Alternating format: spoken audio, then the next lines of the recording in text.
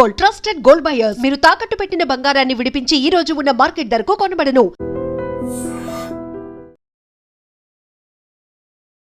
నమస్తే, welcome to I dream. నేను వలి. ప్రస్తుతం లైవ్ కాల్ లో జాయిన్ అయ్యారు లోక్సత్తా వ్యవస్థాపకులు రిటైర్డ్ ఐఏఎస్ జయప్రకాష్ నారాయణ గారు. సార్తో మాట్లాడదాం. నమస్తే సార్. నమస్తే వలి. సార్, ప్రధానమంత్రి నరేంద్ర మోదీ గారు అంటే ఈ యుద్ధం స్టార్ట్ అయిన తర్వాత ఎప్పుడూ కూడా మీరు బంగారం కొనొద్దు, 1 సంవత్సరం పాటు బంగారం కొనకుండా ఉండండి, మీ ఇంట్లో ఏ శుభకార్యం జరిగినా బంగారం కొనొద్దు, తర్వాత పెట్రోల్ డీజిల్ ని చాలా వరకు పొదుపు చేసుకోండి, అవసరమైతే ఇంట్లో నుంచే పని చేయండి, ఇలాంటి వ్యాఖ్యలు ఎప్పుడు చేయాల. మొన్న బీజేపీ రాజకీయ పార్టీ బహిరంగ సభలో ఆయన ఎప్పుడైతే వ్యాఖ్యలు చేశారో అందరూ కూడా దీని మీద తీవ్రంగా చర్చించుకుంటున్నారు. అసలు ఎందుకని అలాంటి కామెంట్స్ చేయాల్సి వచ్చింది? ఏం జరుగుతుంది సార్? వల్లి, ప్రధానమంత్రి గారి అప్పీల్ని నేను 100% బలపరుస్తున్నాను. చాలా సంవత్సరాలుగా నేను బంగారం మీద మోజు దేశానికి ఎంత హాని చెప్పడం మొదలెట్టాను. కాకపోతే ఏంటంటే ఒక ప్రధానమంత్రి, ఒక పెద్ద పార్టీ, గొప్ప నాయకుడు, అలాంటి నాయకులు మాట్లాడితే మీడియాలో అటెన్షన్ ఉంటుంది, పెద్ద ఎత్తున చర్చ జరుగుతుంది. కాబట్టి దీన్ని పూర్తిగా అభినందిస్తున్నాను. అట్లాగే విదేశీ మార్గద్రవ్యం మనకి చాలా కొరత ఉన్నది. మనకి ఎప్పుడు కూడా ఎగుమతుల కంటే దిగుమతులు ఎక్కువ. విదేశాల్లో మన దేశం వ్యవస్థలు విదేశాల్లో కష్టపడి పనిచేసే వాళ్ళు, ముఖ్యంగా గల్ఫ్ దేశాల్లో కానీ ఇతర దేశాల్లో కానీ, వాళ్ళు సంపాదించి ఆ డబ్బంతా భారతదేశంలో డిపాజిట్ లోపల పెట్టడం చేత ఈ రెమిటెన్సెస్ అంటాం. ప్రపంచంలో అత్యధిక రెమిటెన్స్ వస్తుంది మనకి. అవి లేకపోతే అసలు ఈ పాటికి దేశం చాలా కష్టంలో పెట్టుంటుంది. కాబట్టి దేశ ఆర్థిక వ్యవస్థను బలపరచాలని చెప్పంటే ఈ 2 అవసరం. కొంచెం వివరాల్లో కడతాను. బంగారం విషయం తీసుకోండి. ప్రపంచంలో చరిత్ర మొత్తంలో, మానవ చరిత్ర మొత్తంలో వెలికి తీసిన బంగారం దాదాపుగా 190,000 టన్నుల నుంచి 2 లక్షల టన్నులు ఉందని అంచనా. మొత్తం ప్రపంచ చరిత్ర 2,500, 3,000 సంవత్సరాల చరిత్రలో మొత్తం వెలికి తీసిన బంగారం ఏ దేశంలో అయినా సరే దానిలో 36,000 టన్నులు భారతదేశంలో ఉంది. దాదాపు 20%, 18-20% ప్రపంచం మొత్తంలో ఉన్న బంగారం భారతదేశంలో ఉంది. ప్రభుత్వం దగ్గర ఉంది 900 టన్నులే, 1000 టన్నుల లోపు. 35,000 టన్నులు పైగా ఈ దేశ ప్రజల దగ్గర. ప్రపంచంలో ఎక్కడ ఇంత బంగారం ప్రజల దగ్గర ఊహించడం మనం ఒక పేద దేశం ఉందని. ఎందుకంటే మన బంగారం అంటే విపరీతమైన మోజు. మన మహిళలకి, మన కుటుంబాల బంగారం దాచుకోవడం అలవాటు. గడిచిన సంవత్సరాన్ని మీరు చూసినట్టయితే దాదాపు 800 టన్నులు, 700 టన్నులకు పైగా, దాదాపు 800 టన్నులు బంగారాన్ని దిగుమతి చేసుకున్నాం. ప్రపంచంలో అతి ఎక్కువ దిగుమతిదారు బంగారం భారతదేశం. బంగారం ధర ఈ సంవత్సర కాలంలో 70-80% బహుశా రెట్టింపు పెరిగిపోయింది. ఉదాహరణకు గత సంవత్సరం దిగుమతి చేసుకున్న బంగారం దాదాపుగా $72 బిలియన్ అని చెప్తున్నారు. ఇవాళ లెక్కల ప్రకారం ఆ బంగారమే రూపాయి విలువ క్షీణించినా కూడా ఆ 800 టన్నుల బంగారమే ఇవాళ లెక్కల ప్రకారం మీకు దాదాపుగా $130-140 బిలియన్ ఉంటాయి. $130 బిలియన్ అంటే దాదాపు రెట్టింపు అయిపోయింది. ఈ సంవత్సరం దిగుమతి చేసుకున్నాం అనుకోండి, మనం 800 టన్నులు, ఒక $120-130 బిలియన్ కేవలం బంగారం మీద అవుతుంది. కాబట్టి మనం ఏం చేయాలంటే, ఒక పక్కనే బంగారం డిమాండ్ ఉన్నది. పెళ్ళిళ్ళకి, మన ఇంట్లో మరి జరిగే శుభకార్యాలకి బంగారం లేకుండా మన దేశంలో దాదాపు ఏ కుటుంబం ఉండదు. అది హిందూ, ముసల్మాన్, క్రైస్తవం, మరి ఈ కులం ఆ కులం తేడా లేకుండా, పట్టణాలు గ్రామాలు తేడా లేకుండా. కానీ దిగుమతి చేసుకునే అవసరం లేకుండా మన దేశంలో ఉన్న బంగారం ఉపయోగించుకుని ఏర్పాటు చేయగలగాలి. దానికి పద్ధతులను ప్రభుత్వం ఏర్పాటు చేయాలి, సులభమైన పద్ధతి. అదే సార్, అంటే ప్రధాని గారు చెప్పేది 1 సంవత్సరం వరకు అసలు ఏం కొనద్దు, ఏ శుభకార్యం జరిగినా కొనద్దు అంటే. ఇంకోటి చూడండి, దేశం అందుకనే ఇప్పుడు శుభకార్యాలకు బంగారం వద్దని అంటల్లా. కానీ మన దేశంలో ఉన్న బంగారాన్ని కనుక మనం, నా దగ్గర బంగారం కడ్డీలు ఉన్నాయి, నా దగ్గర లేవు, నేను చెప్తున్నా అంటే ఉదాహరణగా చెప్తున్నాను. ఆ కడ్డీలని మన బ్యాంకులో పెట్టాము, మనం డబ్బు డిపాజిట్ చేసినప్పుడు డబ్బులు ఉన్నాయి, డబ్బులు చేస్తున్నాం, మనం బ్యాంకులో డిపాజిట్ చేస్తున్నాం. అవసరమే మళ్ళీ తీసుకుంటాం బ్యాంక్ నుంచి, ఎప్పుడైనా తీసుకోవచ్చు. కానీ రోజు తీసుకోం. ఆ డబ్బు ఎక్కడికి వెళ్తుంది? అవసరం నాళ్ళకి వెళ్తుంది. అవసరం వాళ్ళు వాడుకుంటున్నారు కాబట్టి వాళ్ళు ఇల్లు కట్టుకోవచ్చు, లేకపోతే వాళ్ళు పరిశ్రమలు పెట్టుకోవచ్చు, వ్యాపారం పెట్టుకోవచ్చు, ఆర్థిక వ్యవస్థలు పెంచవచ్చు, ఆదాయాలు పెంచుకోవచ్చు. కాబట్టి డబ్బు సర్క్యులేట్ అవుతుంది. బంగారం కూడా సర్క్యులేట్ అయింది అనుకోండి, డబ్బు సర్క్యులేట్ అయినట్టుగా బంగారం సర్క్యులేట్ ఏర్పాట్లు చేసామనుకోండి, ఉమ్, దిగుమతి అవసరం లేకుండా మన అవసరాలు తీరుస్తుంది. తర్వాత ఈ బంగారం ఇంట్లో ఉంటే మీకు గుడ్లు పెడుతుంది, మీకేం ధనం ఆదాయం రావట్లేదు, ఊళ్ళో పెట్టి కూర్చున్నాం అంతే. ధర పెరిగితే అదృష్టం అంతే. కానీ దీని నుంచి కొద్దిపాటి ఇన్కమ్ వచ్చింది అనుకోండి, ఇవాళ ఖాళీగా పడింది, మనకు లాభం అవుతుంది. రెండోది, దేశం దృష్ట్యా చూడండి, 36,000 టన్నుల బంగారం అంటే ఇవాళ రేటు ప్రకారం $5,500 బిలియన్, $5,500 బిలియన్. ఉమ్, అంత డబ్బు నిరుపయోగంగా, నిరుత్పాదకంగా అలా పడింది. అంటే మనం ఒక నిధిని పాత్రలో దాచిపెట్టాం, డబ్బుల్ని పాత్రలు దాచిపెట్టాం అనుకోండి, ఆ డబ్బు ఉపయోగం ఏముంది? ఈ బంగారాన్ని ఎంతో కొంత వెలికి తీసామనుకోండి, ఆ బంగారం డబ్బు అవుతుంది. ఆ డబ్బు దేశంలో మౌలిక సదుపాయాల కల్పనకి, పెట్టుబడులకి, కొత్త పారిశ్రామికీకరణకి, ఉపాధి కల్పనకి, అభివృద్ధికి పనికొస్తుంది. కాబట్టి ఈ రెండు ప్రయోజనాలు, విదేశీ మార్గద్రవ్యం ఆదా చేయొచ్చు, అదే సమయంలో మన అవసరాలు తీర్చవచ్చు. రెండోది, ఈ డబ్బుని ఊరికే మనకి డెట్ క్యాపిటల్ అంటాం, ఒక పాత్రలో పాతి పెట్టినట్టుగా ఉపయోగం లేకుండా ఉంది, అలా పడి ఉంది అంతే. దాన్నే కనుక బయటికి తీసుకొచ్చినట్టయితే, సరైన పద్ధతుల్లో కొంచెం ఇన్నోవేటివ్ పద్ధతులు తీసుకొచ్చినట్టయితే, ఈ దేశ అవసరాలు, ఈ దేశ ప్రజల అవసరాలు, మౌలిక అవసరాలు, మౌలిక సదుపాయాలు, ఆర్థిక అభివృద్ధి, దానికోసం పెట్టుబడులు, మన దేశం నుంచి బంగారం అంటే డాలర్లు ఉన్నట్టు లెక్క. బంగారం ఎప్పుడు కూడా విదేశీ మార్గద్రవ్యం డాలర్లతోనే లెక్కేస్తారు. మీకు ఒక దేశం దగ్గర, ఒక దేశంలో ఇంత డాలర్లు ఉన్నాయి అని చెప్పంటే, విదేశీ మార్గద్రవ్యం డాలర్ లోపల ఉండక్కర్లేదు, బంగారం అంటే డాలర్ల కంటే ఎక్కువది. కాబట్టి దాని ఉపయోగంలో తీసుకొస్తాం. ఇప్పుడు ఉపయోగం లేకుండా పెట్టించాం, వెనపెట్లో పెట్టించాం అన్నమాట. కాబట్టి ఖచ్చితంగా ఇది అవసరము. అనవసరమైన బంగారాన్ని కొనటము ఆపాలి. ప్రభుత్వం కూడా దానికి పథకాలని, ఇప్పుడు ఇలాంటి కొన్ని ఓకే. పథకాలు సార్, పెట్టారు. ఇప్పుడు ప్రజలు స్వచ్ఛందంగా ప్రధాని గారు పిలిపిచ్చారనే ఉద్దేశంతో ప్రజలు స్వచ్ఛందంగా ఎంతవరకు దీన్ని కట్టడి చేసే పరిస్థితి ఉంది సార్? బంగారం కొనకుండా ఆపగలగటం కావచ్చు, లేకపోతే రోడ్ల మీదకి వచ్చి అనవసరమైన ప్రయాణాలు చేసే ఉద్దేశంతో కావచ్చు, ఎంతవరకు దాన్ని నిలువరించే పరిస్థితి ఉంటుందంటారు? జెన్యూన్ గా ఆపగలమా అంటారా?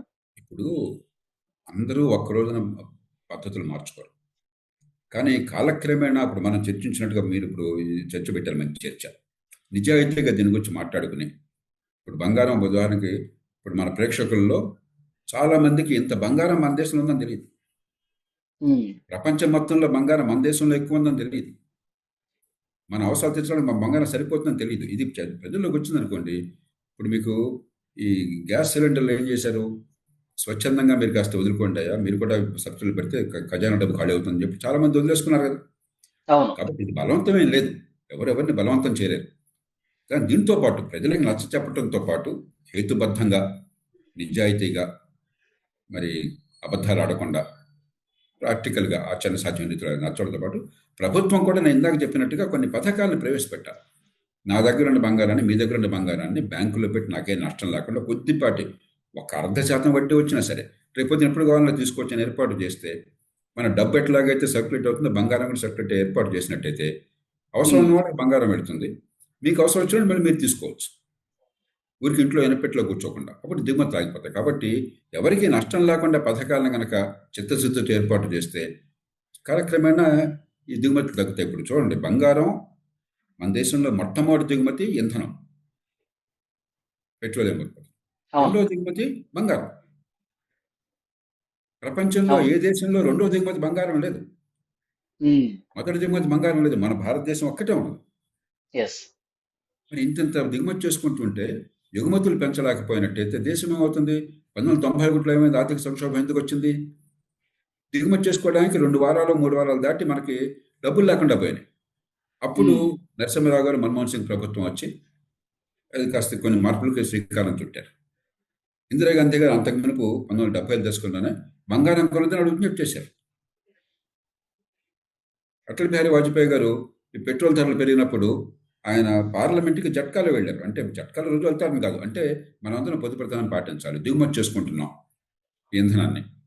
నేను ఐస్ క్రీమ్ కొనడం కోసమో, ఐపీఎల్ మ్యాచ్ చూడడం కోసమో, సరదాగా విహారయాత్రకో ఒక్కళ్ళే వెళుతూ కారులో, పెద్ద విమానం లాంటి కారులో వెళ్ళి నాకు డబ్బులు ఉన్నాయి కదా అని 100 లీటర్ల పెట్రోల్ లేకపోతే డీజిల్ ఖర్చు పెట్టామనుకోండి, మీరు డబ్బులు మీ దగ్గర ఉండొచ్చు, కానీ కొనేది విదేశాల నుంచి, మన దేశంలో మనకు ఉత్పత్తి కావట్లేదు. అవును. పొదుపుతనం పాటించకపోతే ఎట్లా? ఆ కారు లేకుండా చిన్న కారు, ఎలక్ట్రిక్ కారు వెళ్ళారు అనుకోండి, లేకపోతే కార్ పూలింగ్ చేసుకున్నాం అనుకోండి, లేకపోతే మెట్రోలో వెళ్ళామనుకోండి, ఆ మేరకు ఆదా అవుతుంది కదా. అవును. అయితే దానిలో కూడా మళ్ళీ ప్రభుత్వం బాధ్యత ఉన్నది. ఇంధన విషయంలో కూడా మనం చేయాల్సిన పని మనం చేయాలి. ప్రభుత్వం ఇప్పుడు మెట్రో ఉంది, మంచి ఆదర్శవంతంగా మనకి మంచి ప్రమాణాలతో మెట్రో నడిచింది అనుకోండి, సుఖంగా ఉంది, సౌకర్యంగా ఉంది, భద్రంగా ఉంది, టైంకి వెళ్ళిపోతుందని చెప్పని అప్పుడు ఎక్కువ వాడతాం. మీరు మీ పని చేయకుండా మాకు చెప్తే మనం వినాం. ఇవాళ హైదరాబాద్లో ట్రాఫిక్ ఏమవుతుంది? ఉదాహరణకు మన హైదరాబాద్ తీసుకుందాం, ఎక్కడో దేశం అంతా తర్వాత ఆలోచిద్దాం. 133 గంటలు ఒక్కొక్క మనిషి హైదరాబాద్లో ట్రాఫిక్లో చిక్కుకుపోతున్నాడు.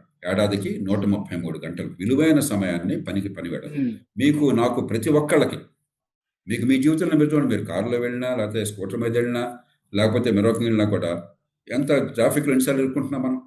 అవును సార్, కరెక్ట్.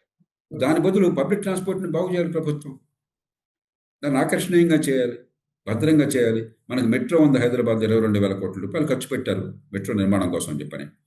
ఒక 300-400 కోట్లు ఖర్చు పెడితే అదనంగా మెట్రో తగినన్ని ట్రైన్స్ వస్తే ఫ్రీక్వెన్సీ పెంచవచ్చు. చాలా కాలం పాటు 300 కోట్లు పెట్టడానికి ఓపిక లేక ప్రభుత్వానికి అనవసరం దుబారా ఖర్చు చాలా చేస్తున్నాం. మెట్రో ఫ్రీక్వెన్సీ పెంచాల, క్రిక్కిరిసి వెళ్ళే పరిస్థితి ఉన్నది. అలాగే ఆర్టీసీ బస్సులు డిమాండ్ ఉన్నా కూడా ఆర్టీసీ బస్సులు ఫ్రీక్వెన్సీ పెంచట్లా. మంచి ఎలక్ట్రిక్ బస్సులు తీసుకురావచ్చు, ఏసీ బస్సులు తీసుకురావచ్చు, కంఫర్టబుల్ ఉండేట్టుగా. ఆ ప్రయత్నం చేయట్లేదు, ఎందుకంటే డబ్బులు లేవంటున్నారు, వేరే వాటి తగిలేస్తున్నారు డబ్బులంతా కూడా. కాబట్టి ప్రభుత్వం చేయాల్సిన పని కూడా ఉంది. అదే సమయంలో మనం కూడా కాస్త ఆలోచించాలి. నేను హైదరాబాద్ కానీ ఇంకొకళ్ళు సార్, కొంతమంది విమర్శలు కూడా చేస్తా ఉన్నారు ప్రధాని మోదీ గారు చేసినటువంటి కామెంట్స్ మీద. అంటే మీరు తీసుకోవాల్సినటువంటి చర్యలు పూర్తి స్థాయిలో సంతృప్తికరంగా తీసుకోకుండా ప్రజల్ని నోరు కట్టేసుకోండి, కడుపు కట్టేసుకోండి అంటే ఎక్కడ వింటారు? మీరు ఏది చేయాలో అది చేయండి అంటున్నారు సార్. ఇది కరెక్టే అంటారా? ఇప్పుడు ప్రభుత్వాలు వాళ్ళ పని చేయాలి. ఇందాక చెప్పాను, బంగారం విషయంలో ఏ పని చేయాలో చెప్పాను, ఇంధన విషయంలో ఏం పని చేయాలో, పబ్లిక్ ట్రాన్స్పోర్ట్ విషయంలో ఏ పని చేయాలో చెప్పాను. కానీ అమ్మ అంటే బూత్ మాట అంటే ఎట్లా?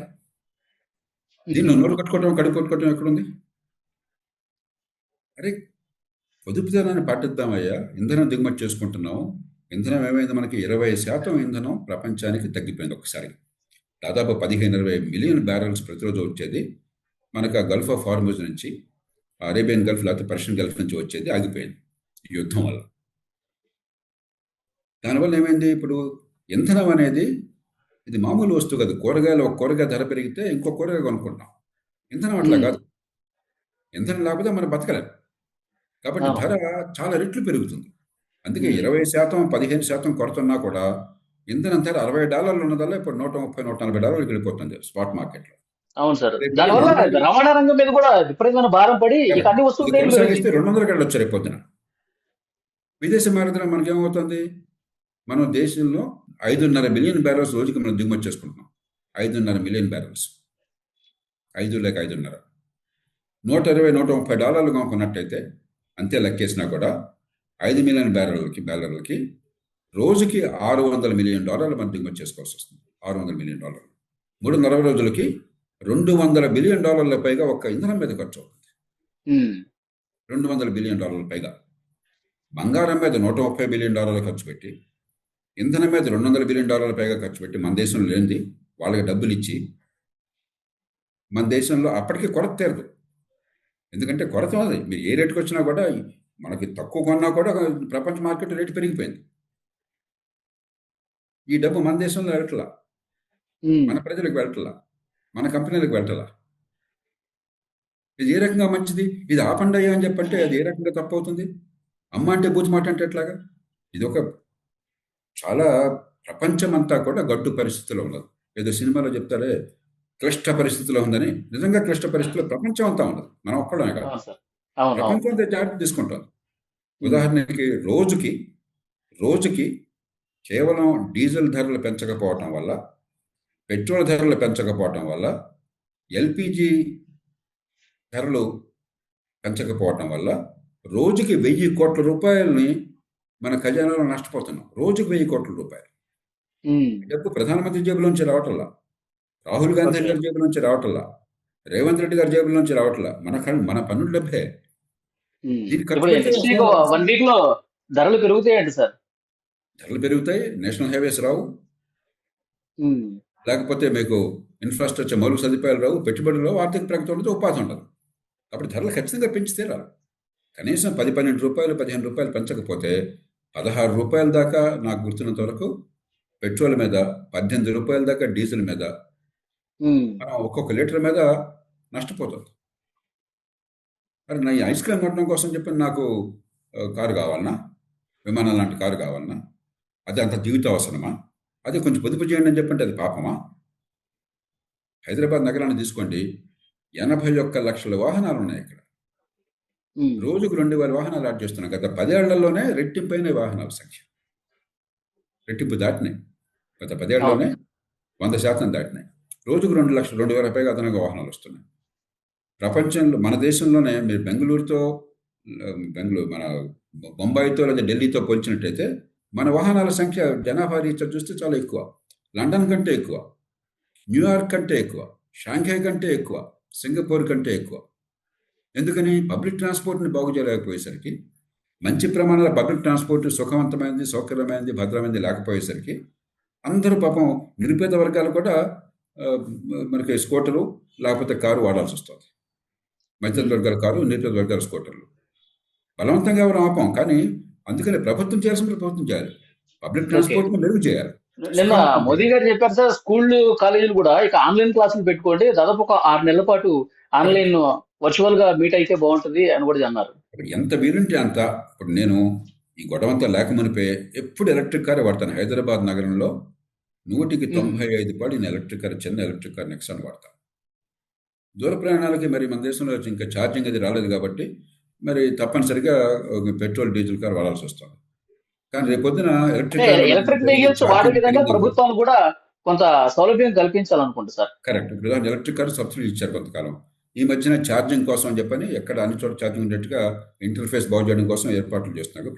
ప్రభుత్వం చేయాలి, మన పని మనం చేయాలి. అంతేగాని పొదుపరితనాన్ని పాటించండి, మన వనరుల్ని కాపాడండి, మన బిడ్డల భవిష్యత్తుని కాపాడండి, అప్పుల పాలు చేయబోకండి, ఆర్థిక ప్రగతి దోహదం చేయండి అని చెప్పంటే దాన్ని కూడా పాపంగా చిత్రిస్తే అది చాలా ప్రమాదకరమైన ఆలోచన. రాజకీయాలు కొన్ని విషయాలు పక్కన, ఎలక్షన్లో మీరు ఎవరు కావాలంటే వాళ్ళు చెప్పుకోండి, మీ భాష మీరు చెప్పుకోండి, ప్రజల్లో పెంచండి. కానీ ఇది చాలా హేతుబద్ధమైనది, ఇది అవసరమైనది మన ప్రయోజనాల కోసం. ఒక కుటుంబంలో ఎట్లాగైతే మన పిల్లల భవిష్యత్తు కోసం పొదుపుతనాన్ని పాటిస్తామో, ఒక దేశంలో కూడా పొదుపుతనాన్ని మన పిల్లల భవిష్యత్తు కోసం పాటించాలి. రైట్ సార్, చాలా మంచి ఇన్ఫర్మేషన్ ఇచ్చారు. Thank you very much JP గారు.